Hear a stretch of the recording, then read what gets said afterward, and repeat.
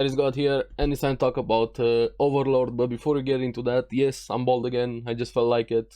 That's it. The beacons are lit. Gondor calls for aid. But this episode, Overlord, felt like a long finale, so to say, because it's actually the final episode of this season. I really hope we're gonna get season 5. We're gonna talk more about that towards the end of the video. And I gotta say, Climb has to be one of the most oblivious, ignorant characters I ever seen in a series. He still has no idea what's happening with him, and Renner is deranged, to say the least. This was a very good episode. I really like this, fit very well with the ending of the season, the ending of the arc, the destruction of the kingdom. I actually like it quite a lot. But before we get into it, I'm still gonna say it, the Zanak episode, the dinner conversation, was probably the best episode overall in Overlord. That hands down has to be my best episode. So let's get into this one and talk about it.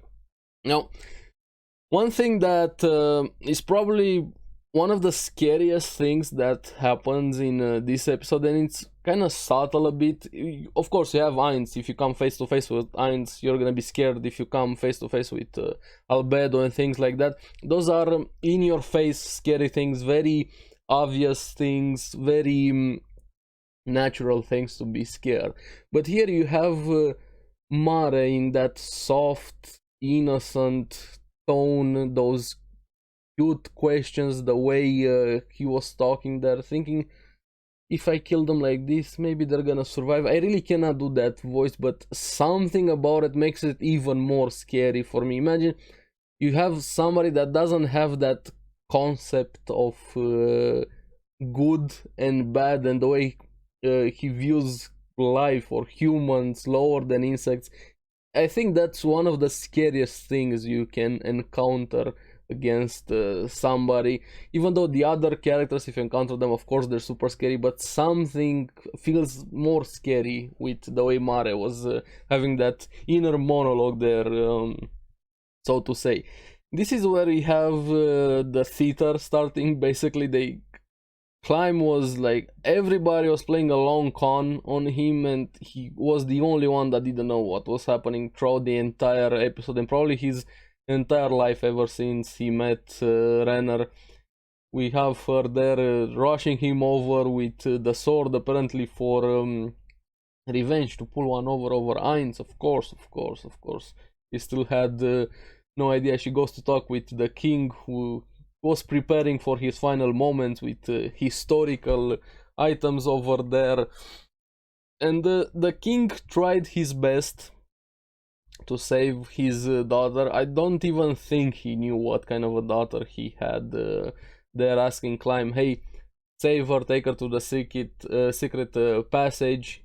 She, of course, instantly refuses. The king even promises the hand in marriage to Climb. He still refuses. He's so whipped, even when he has what he wants in his face, he's still willing to do anything and everything that Rainer says. And I like those small smirks she had, the way they were panning the camera back and forth, either to Climb, either to the king, and her just smirking every time he was refusing or hesitating to ask. Everything was going according to her plan there, and he still refuses. In the end, she pretends to have a plan to hide the items around the capital over there to save people, as Ainz wouldn't destroy those items that signify the king.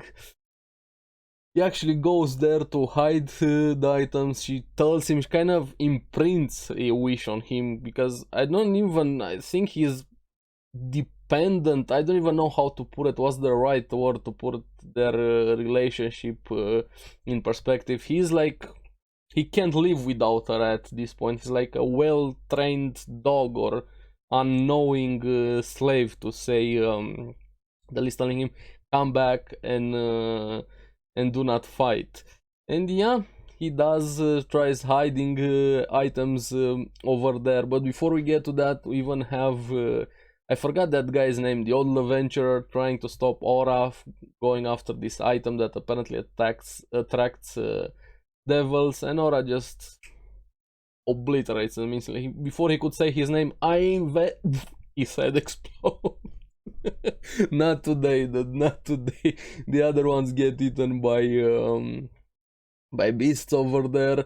So yeah, it was a complete annihilation of the capital, of everybody. While Climb was hiding items, the palace was being taken over by the others, Cocytus with the icy seas in the distance, the palace glowing. And again, Mare with that innocent demeanor that that was probably the scariest thing for me in the entire episode, has to be Mare telling him, I'm gonna destroy everything here, so run away, I don't wanna get you involved. He hesitates a bit, but he finally remembers what Renner told him to always run away. You see the capital started burning, and this is where he finally rushes back to the room, gets a note to go to the throne room. And this is where the theater starts. Even had an entrance, the frozen maidens, nuns, spirits, whatever those are that always followed Cocytus, telling him, I like that mention quite a lot, made me think for a bit, and then everything started making sense, telling him, come in, the last human in here, go inside. That gave him a bit of pause. I was thinking, what happened there, especially with Renner? Kind of assumed the king was gonna die, come on, that was pretty obvious, but her, okay, that was interesting from that point on. And as soon as he goes in, literally the entire council of Nazarick is there. All of them. Heinz, Cocytus, Albedo, Demiurge being there. And you see Renner with her bloody hands, the sword being there, and the king dead on the floor. Like, she actually killed her father, probably that's what happened. But of course, Climb thinks she got control over there, especially by Demiurge's power, telling him prostrate yourself to kneel in front of Heinz. And yeah, this is where the teaser starts, to say the least, the long con from him. He was just playing in the palm of their hands, or Renner's hands, because this was her plan. Actually tries going in for the attack. Poor dude, he's so oblivious. Like I said, I think he's the most oblivious character I've seen in a lot of series. Charged at Heinz, no effect. Even tried to throw the sword at him, tried to punch him, but I feel like he was punching concrete. Poor dude. And the comment that was really good and puts the entire Overlord series into perspective. If it was a different series, or if this was a story in Heinz's world, this rage would have allowed you to draw out the hidden power within you, or how I thought it, maybe the power of friendship, maybe think like that. The hero would have done something in a moment like that, when you see tragedy happening near you, and it's the final moment, the villain is in front of you, this is the time for the hero to shine. But this is not the story from the hero's perspective. Of course it didn't work. And even got a life lesson, especially a big reality check, making him out, you're completely worthless, there's always inequality in the world, but the only thing that's fair, death, and I'm death itself. Yeah, that makes complete sense, to say the least. There even toys with him, like Heinz was toying with him like he was a mouse, a cat toying with a mouse, even giving him the sword. And even while Climb was trying to get at least an answer out of him, the pause there, I like that correlate. Will you kill the princess after me? And Heinz was like, I don't know, what's the answer that would hurt you the most? Probably not saying anything. And yeah, that's a really good point. Not knowing it's sometimes scarier than knowing. Even if somebody's threatening you with pain or taking away something from you, not knowing is a innate fear of humans. And then you have Heinz using that more to his advantage. You know, he tried his best, even using the ring he got from Gazev to boost his power, but of course, there's no way Climb would have been able to do anything against Ainz. But I'm still not sure if that sword can actually wound Ainz, or even kill him. Even Ainz thinking, can this Rager Age sword be able to destroy world items? Maybe experiment with it a bit. This is like, come on, it's enough. You played with him enough time to kill him, and uses Grasp Heart and actually kills him over there. So Climb died, or like that was a bit too convoluted just to kill him. I thought they were gonna bring him back, and before he wakes up fully, I think there was Bestonia in the background. Ainz telling her, "Hey, you did alright. That's it." And I thought maybe did Bestonia heal him? Was there some sort of deal behind them, especially with that motivation speech from Nigredo and Bestonia that happened with Ainz? And I don't know how far that thing is gonna go, especially after what happened with Zanak. I think that entire philosophy, especially with Mercy, with everything, went out of the window when Zanak died. This is why the Zanak episode was probably one of the most important for the series, and the way Ainz is gonna be in the future. This is where he finally opens his eyes, and Renner, I thought she was looking like a succubus, vampire, imp, demon with tooths over there, with small wings, complete goth look. And yeah, that was her wish. I think she got a race change in a way. Later on, it's revealed probably that cube that she wanted from Albedo. I think that allowed her to change her race, so she's no longer a human, and she still was playing Climb like completely just in the palm of her hand, manipulating him quite easily. He got resurrected there by Ainz, still using him. I was forced into pledging allegiance. Of course, the Sorcerer King used his power to transform me into this. Come on, dude, open up your eyes, Climb. Come on. There's he's so oblivious, like beyond. Poor dude, man. Poor dude. And even tells him, "Would you become a demon with me also?" And of course, he agrees. He's more than whipped. Even pledged his allegiance to the Sorcerer Kingdom, and apparently she was forced to do the same in exchange for his resurrection. Of course, he agrees, but I liked what she said. He will be tested, and it's gonna be a great pain. I'm curious what test are they gonna do with Climb. I don't know. That's gonna be interesting. But yeah, the dude is completely lost. He got his entire life.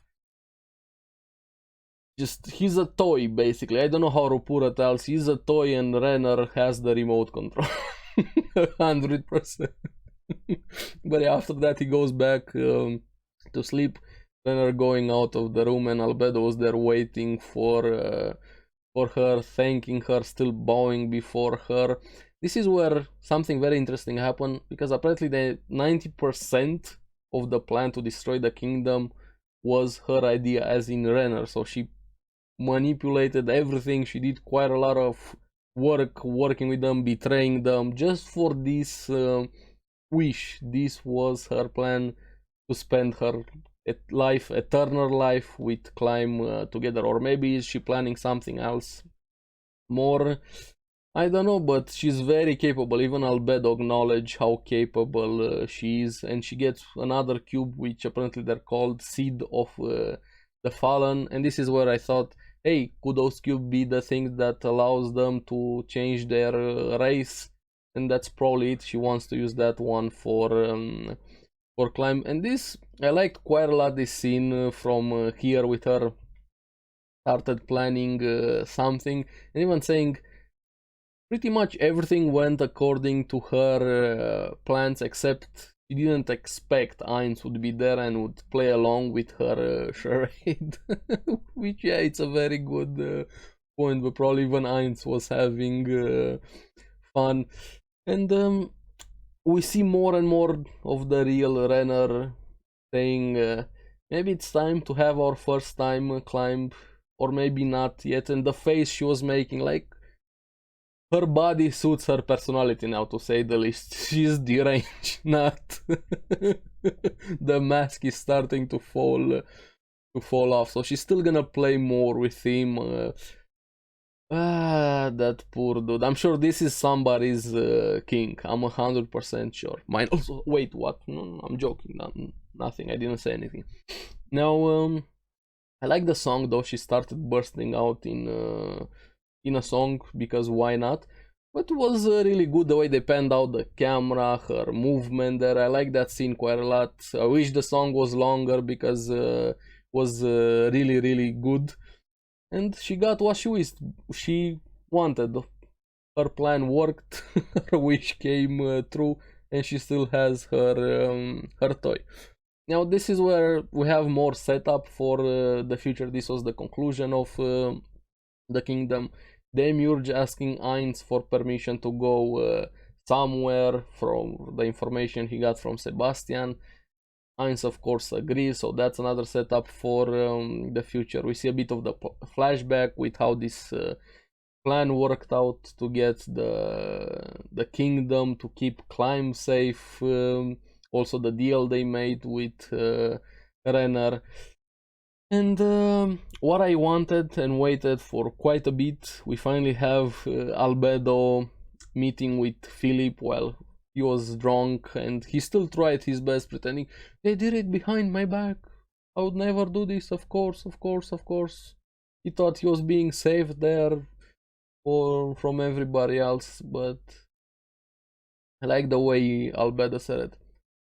And I gotta agree, at this point, I can't help but be impressed. And she didn't finish the sentence, but probably be impressed by your purity and audacity and arrogance, and yeah, there's no chance for